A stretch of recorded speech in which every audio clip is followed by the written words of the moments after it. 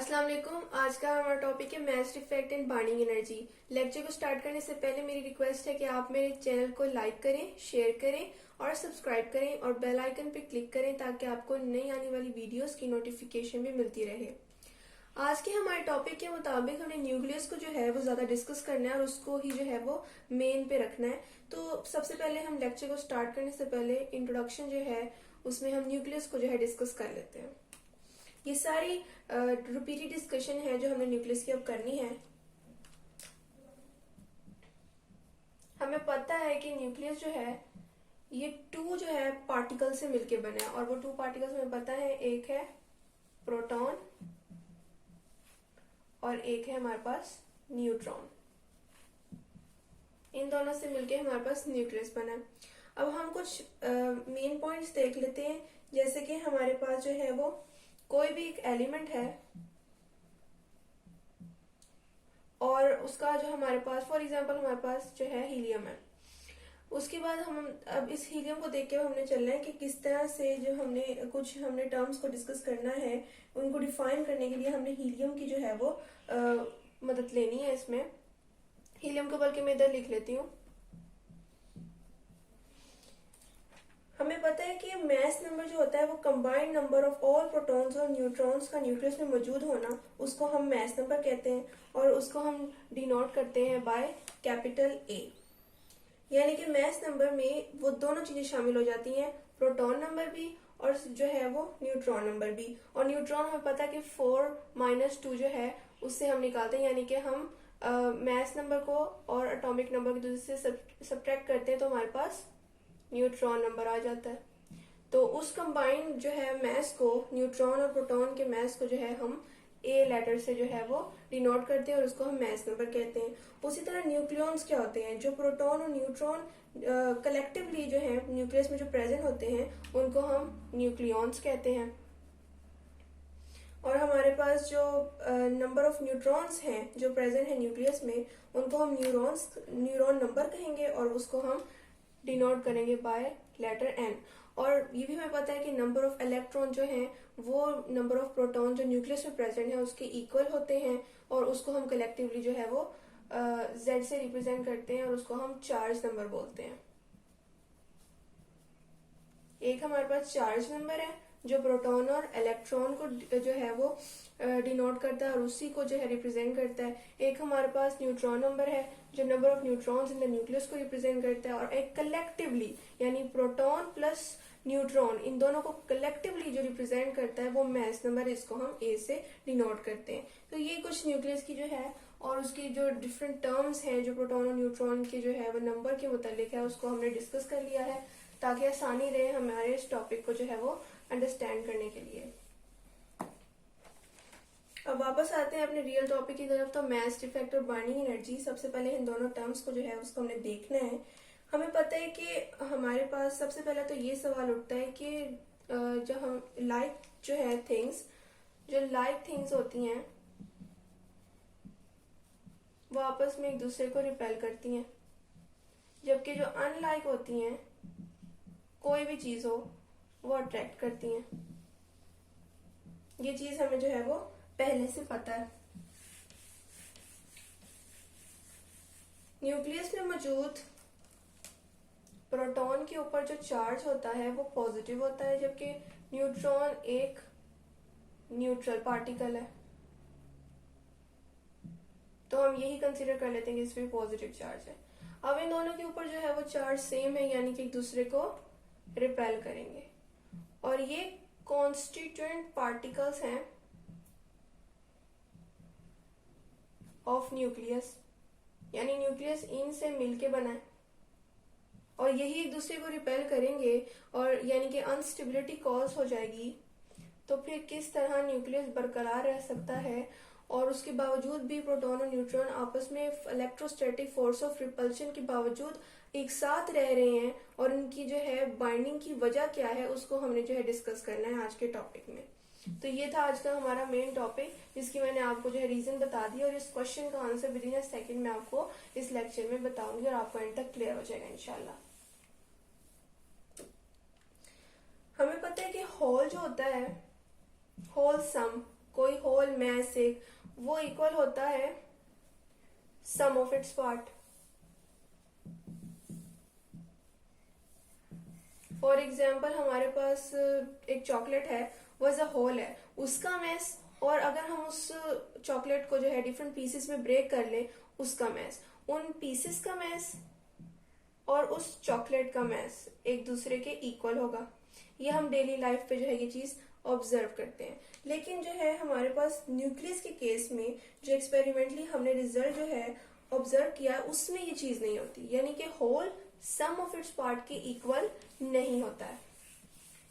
Means कि इससे ये बात क्लियर हुई कि न्यूक्लियस जो है उसका मैस कम होता है इसके कॉन्स्टिट्यूएंट पार्टिकल से जिससे ये मिलके बना है, और वो है प्रोटॉन एंड न्यूट्रॉन। यानी इससे इसका जो कंबाइंड मैस है वो हमेशा लेस होता है अगर ये सेपरेट जो है प्रेजेंट हो। अब ऐसा क्यों है? बाकी मैस जो है हमारे पास, जो मैस है जो मिसिंग है हमारे पास, वो कहाँ गया उसको हमने डिस्कस करना है, और जो मिसिंग मैस है उसी को हम असल में मैस डिफेक्ट कहते हैं, जो हमारे टॉपिक का फर्स्ट पोर्शन है। हमने अब इस चीज को देखना है कि हमारा जो मैस है वो आखिर किस चीज में यूटिलाइज हो गया, जो रिमेनिंग मैस था। हमें पता है कि आइंस्टाइन मैस एनर्जी इक्वेशन जो है वो ये, जिससे ये पता लगता है कि एनर्जी मैस में और मैस एनर्जी में कन्वर्ट हो सकती है, मींस कि ये इंटर कन्वर्टिबल है। तो यहां पर न्यूक्लियस के केस में जब प्रोटॉन और न्यूट्रॉन आपस में मिले और उन्होंने न्यूक्लियस बनाया, तो इसका जो मैस है वो लेस है as compare to its particles. इनका मैस ज्यादा है। ये एक्सपेरिमेंटली ऑब्जर्व जो है वो किया गया है। अब ऐसा क्यों है? जो रिमेनिंग एनर्जी है हमारी, रिमेनिंग मैस है सॉरी, वो जो है एनर्जी में कन्वर्ट हो गया है। तो ये इस चीज को प्रूव करता है, मैस एनर्जी इक्वेशन जो है आइंस्टाइन की, उसके मुताबिक जो है यहाँ पर मैस जो है एनर्जी में कन्वर्ट हो गया है, और जो एनर्जी जो है हमारे पास जो आई है, रिलीज हुई है जो एनर्जी, ये एनर्जी रिलीज हुई है जो कन्वर्ट हुई है बाय मैस, उसको हम बाइंडिंग एनर्जी कहते हैं। तो हमने इन दोनों चीजों को डिस्कस कर लिया। टॉपिक में मौजूद जो दो टर्म्स हैं कि मैस डिफेक्ट क्या है और हमारे पास बाइंडिंग एनर्जी क्या है। मैस डिफेक्ट वो डिफेक्ट है जो हमारे पास मैस में जो है वो कमी आई है, और बाइंडिंग एनर्जी वो एनर्जी है जो मैस की कमी की वजह से कन्वर्ट होने वाला मैस रिमेनिंग जो है वो एनर्जी में कन्वर्ट हो गया है, वो हमारे पास बाइंडिंग एनर्जी है।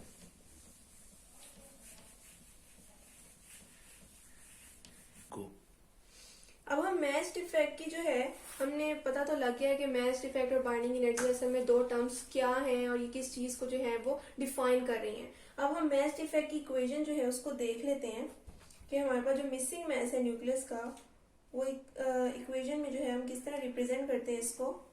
तो डेल एम जो है वो मैस डिफेक्ट का साइन है, Z M P plus A minus Z M N minus M nucleus. इस इक्वेशन में मौजूद हम जो है क्वांटिटीज को, पैरामीटर्स को डिस्कस कर लेते हैं। सबसे पहले कि हमारे पास जो z है ये हमारे पास प्रोटॉन नंबर है, मीन्स के चार्ज नंबर, जो हमारे पास किस चीज को रिप्रेजेंट करता है, number of protons present in the nucleus, या हम ये भी कह सकते हैं कि number of electrons present in the atom. और ये हमारे पास जो mp है ये मास ऑफ प्रोटॉन है। a माइनस जेड हमारे पास मास ऑफ न्यूट्रॉन है। हमें ये पता है कि न्यूट्रॉन का मास हमें अगर फाइंड करना हो तो हम एटॉमिक नंबर और मास नंबर और चार्ज नंबर को आपस में सब्ट्रैक्ट करें तो हमारे पास न्यूट्रॉन नंबर आ जाता है। ये मैंने आपको लेक्चर के स्टार्ट में बता दी है टर्म्स, तो अब इसको डिस्कस करने में मसला नहीं होगा। अब हमारे पास mn क्या है? अब हमारे पास mn जो है वो मास ऑफ सिंगल न्यूट्रॉन है।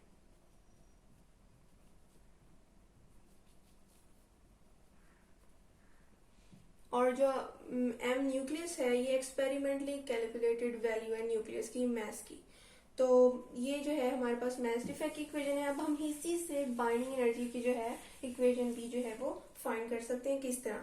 हमें पता है कि एनर्जी की हमें पता है वैल्यू जो है इक्वल है according to Einstein mass energy equation. ये एनर्जी को बाइंडिंग एनर्जी हम कह देते हैं। अब हमें पता है कि डेल एम यानी मास डिफेक्ट की ये वाली वैल्यू जो है हम इसमें पुट कर देते हैं यहाँ पर।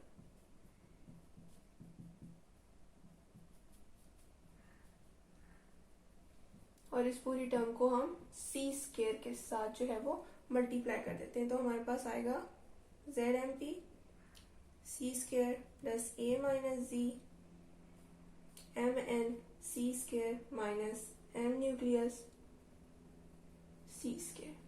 ये हमारे पास बाइंडिंग एनर्जी की भी इक्वेशन आ गई और ये हमारे पास मास डिफेक्ट की इक्वेशन थी।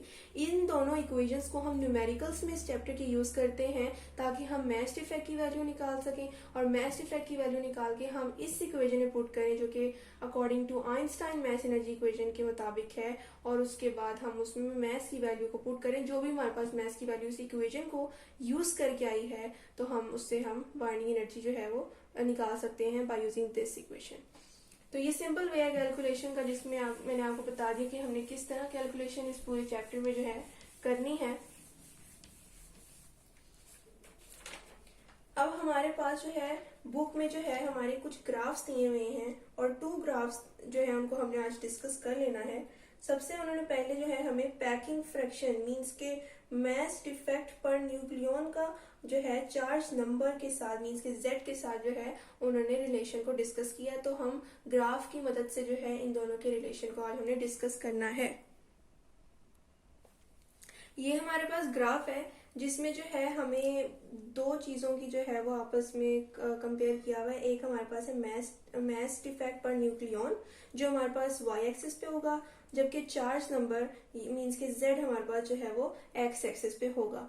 अब मास डिफेक्ट पर न्यूक्लियन को हम जो है वो पैकिंग फ्रैक्शन भी कहते हैं और ये हमेशा नेगेटिव में होता है। हमें देखेंगे वाई एक्सिस पे जहां हमने पैकिंग फ्रैक्शन लिया हुआ है वहां पर नेगेटिव में वैल्यूज है और यहाँ पर जो है हमें पता है कि नेगेटिव में जब वैल्यूज होती हैं तो उसमें सबसे जो लार्ज वैल्यूज को सबसे स्मॉल कंसीडर किया जाता है। तो ये हमारे पास जो है अब हमने पैकिंग फ्रैक्शन को डिस्कस कर लेना है कि हमारे पास डिफरेंट एलिमेंट्स हैं जो मैंने ग्राफ में शो किए। यहाँ पर कर्व आ रहा है मीन्स कि यहाँ पर पैकिंग फ्रैक्शन जो है वो मैक्सिमम है, यहाँ पर जो है वो लीस्ट पे आ रही है और फिर मैक्सिमम पे जा रही है। और पैकिंग फ्रैक्शन लीस्ट होने का मतलब है कि एलिमेंट के न्यूक्लियस का स्टेबल होना। यहाँ पर आयरन सबसे 30 पे जो है एक्स एक्सिस पे और यहाँ पर 0.009 पे जो है वो हमारे पास लीस्ट पैकिंग फ्रैक्शन जो इसकी आ रही है मींस कि इसका न्यूक्लियस सबसे ज्यादा स्टेबल है। अब हमने इस चीज को देखना है कि हमारे पास ये स्टेबल है आयरन। इस चीज से ये हमारे पास प्रूव हुआ कि आयरन हमारे पास सबसे स्टेबल है क्योंकि पैकिंग फ्रैक्शन जितनी लीस्ट होगी उतना ही हमारे पास जो है वो स्टेबिलिटी जो है वो न्यूक्लियस की ज्यादा होगी। अब हम मास डिफेक्ट पर न्यूक्लियन को देख लेते हैं कि हमने उसको नेगेटिव में लिया कैसे और ये क्यों नेगेटिव में आ रहा है। ये तो हमें पता है कि पैकिंग फ्रैक्शन हमेशा नेगेटिव होता है, लेकिन हम इसको देख लेते हैं कैलकुलेशन के मुताबिक ताकि मजीद क्लियर हो जाए। पैकिंग फ्रैक्शन की जो वैल्यू है वो डेल एम ओवर ए है। अब हमने डेल एम और ए को जो है वो सॉल्व करना है। मैंने mass defect over mass number को हमने यहाँ पर एम एन को जो है वो पहले रखना है क्योंकि हमें पता है कि पैकिंग फ्रैक्शन की जो वैल्यू हमेशा नेगेटिव होती है और हमें ये भी पता है कि न्यूक्लियस का मास जो है वो उसके पार्टिकल से जिससे वो मिल के बना है उससे हमेशा लेस होता है। तो इसलिए यहाँ पर हमने एम एन को पहले रखना है ताकि जो है हमारे पास आंसर नेगेटिव में आए और पैकिंग फ्रैक्शन वो ऑलरेडी नेगेटिव में होता है, इस वजह से हमने यहाँ पर एम एन को पहले रखा है। ये मास डिफेक्ट की ही इक्वेशन है, बस हमने एम एन को पहले कर दिया।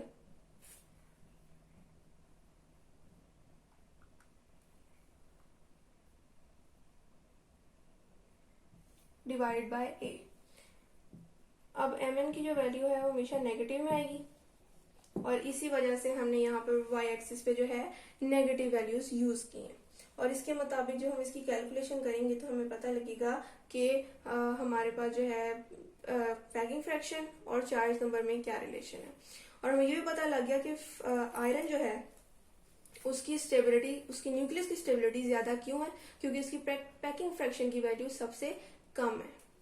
तो इस ग्राफ में हमने ये डिस्कस किया। ये हमारे पास सेकंड ग्राफ है जिसमें दो चीजों का जो आपस में रिलेशन है। वाई एक्सिस पे हमारे पास बाइंडिंग एनर्जी पर न्यूक्लियन का जो है हमारे पास हमने यूज करना है पैरामीटर, जबकि वाई एक्स एक्सिस पे हमने न्यूक्लियन नंबर मीन्स के हमारे पास जिसको हम ए से रिप्रेजेंट करते हैं उसको हमने यहाँ पर एक्स एक्सिस पे देखना है। यहाँ पर हमने बाइंडिंग एनर्जी और को जो है बाइंडिंग एनर्जी पर न्यूक्लियन जो है हमारे पास एक नई चीज है, इसको डिस्कस कर लेते हैं कि ये हमारे पास क्या चीज है, बाइंडिंग एनर्जी पर न्यूक्लियन। अब हमें पता है कि न्यूक्लियन जो है एटॉमिक मास नंबर है, तो यहाँ पर हम बाइंडिंग एनर्जी को एटॉमिक मास नंबर से डिवाइड कर देते हैं। हीलियम को ही ले लेते हैं इस चीज की जो है वो एग्जाम्पल में। हमारे पास जो हीलियम की बाइंडिंग एनर्जी है जो हमारे पास कैलकुलेटेड है वो 28.2 है, जो हमने उस इक्वेशन के मुताबिक निकाली जो इक्वेशन मैंने आपको स्टार्ट में निकाल के दिखाई थी मास इफेक्ट के थ्रू। और इसका हमें पता है कि एटॉमिक मास नंबर हमारे पास जो है वो 4 होता है। ये न्यूक्लियन हमारे पास एटॉमिक मास नंबर क्यों है, क्योंकि न्यूक्लियन मैंने आपको बताया है प्रोटॉन और न्यूट्रॉन को कंबाइन करो तो न्यूक्लियन नंबर जो है उसको हमने कहा है यानी कि एटॉमिक मास नंबर। तो उसको हमने 4 से किया क्योंकि हमारे पास जो है हीलियम में हमारा जो है वो एटॉमिक मास नंबर जो है वो 4 है। तो उसके मुताबिक हमने जब इसको कैलकुलेट किया तो हमारे पास ये वैल्यू आई मेगा इलेक्ट्रॉन वोल्ट में।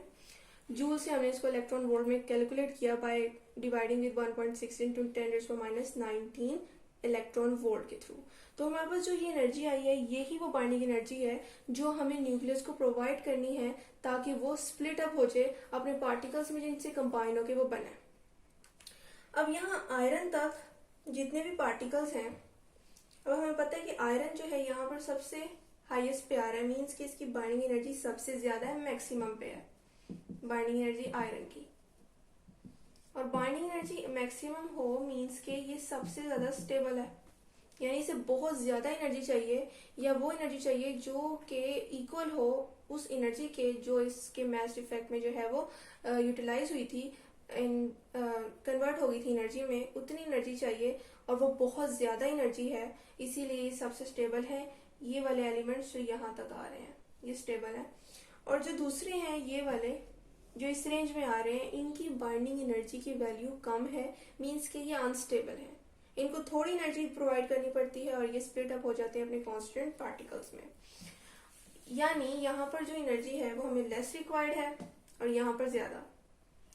तो इसके मुताबिक हमारा जो यहाँ तक एलिमेंट्स हैं ये हम यूज करते हैं इन फ्यूजन रिएक्शंस, और हमें पता है फ्यूजन रिएक्शंस में ज्यादा एनर्जी रिक्वायर्ड होती है, जबकि ये एलिमेंट्स हमारे पास फ्यूजन रिएक्शंस में यूज होते हैं, उन प्रोसेसेस में यूज होते हैं। तो ये हमारा आज का टॉपिक था जिसमें हमने मास इफेक्ट और बाइंडिंग एनर्जी को डिस्कस किया कि किस तरह हमारी डेली लाइफ से जो है एटॉमिक लेवल पर जो हम स्टडी करते हैं चीज को, मास और एनर्जी को खास तौर पे, तो उनके आपस में कितना चेंज आ जाता है, कितनी डिफरेंसेस जो है वो कॉज हो जाते हैं। जैसे कि हमने देखा कि न्यूक्लियस का जो मास है वो उसके सम ऑफ पार्ट्स से जो है वो कम था, हालांकि इक्वल होता है डेली लाइफ में, लेकिन ऐसा नहीं हुआ। वो क्यों नहीं हुआ? मास एनर्जी जो है उसके इंटर कन्वर्टिबल होने की वजह से, यानी कि मास एनर्जी में एनर्जी मास में कन्वर्ट होती हमने आज इस टॉपिक में देखी। और उसके मुताबिक हमने 2 ग्राफ्स प्लॉट किए जिसमें हमने देखा कि आयरन जो है, दोनों ग्राफ्स में हमने देखा एक पॉजिटिव ग्राफ है हमारे पास जिसमें हमने मास इफेक्ट की वैल्यू को उसी तरह लिया जिस तरह हमने लिया था, और पैकिंग फ्रैक्शन वाले ग्राफ में जिसमें हमने mn को पहले रखा क्योंकि पैकिंग फ्रैक्शन की वैल्यू हमेशा नेगेटिव में आती है। तो उन दोनों ग्राफ्स में हमारे पास आयरन जो है यही स्टेबल हुआ। क्यों हुआ? क्योंकि इसके न्यूक्लियस को मैक्सिमम बाइंडिंग एनर्जी चाहिए in order to generate and in order to break. तो ये था आज का हमारा टॉपिक। मैं फिर बताती चलूं कि आप मेरे चैनल को लाइक करें, शेयर करें और सब्सक्राइब करें और बेल आइकन पे क्लिक करें ताकि आपको नई आने वाली वीडियोस की नोटिफिकेशन भी मिलती रहे। और अगर आपको इस लेक्चर के मुताबिक कोई भी क्वेश्चन हो तो आप कमेंट में पूछ सकते हैं। शुक्रिया, अल्लाह हाफिज।